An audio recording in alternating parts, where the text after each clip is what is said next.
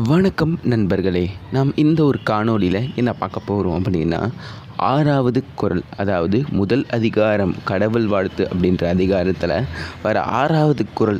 அந்த குறளை பார்த்துட்டு அதற்கான பொருள் என்ன அப்படின்றத இந்த ஒரு காணொளியில் காணலாம்.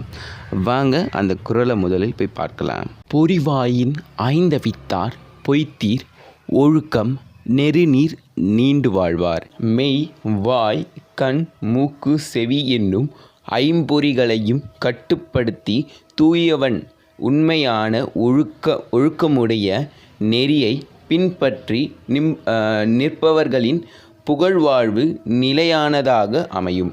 அதாவது என்ன சொல்கிறாங்க அப்படின்னா, இந்த கண் மூக்கு வாய் செவி இதெல்லாம் அந்த ஐம்பொறியும் இருக்குல்ல, இதை கட்டுப்படுத்தி தூய்மையாக இருக்க ஒருத்தனை நம்பி நிற்கிறவங்க, பின்னாடி நம்பி நிற்கிறவங்க, அவங்களோட வாழ்க்கை எப்படி இருக்குன்னா புகழான வாழ்க்கையாக வந்து நிலையான வாழ்க்கையாக இருக்கும். புகழோடு சேர்ந்து ஒரு நிலையான வாழ்க்கையாக இருக்கும் அப்படின்றத சொல்ல வராங்க.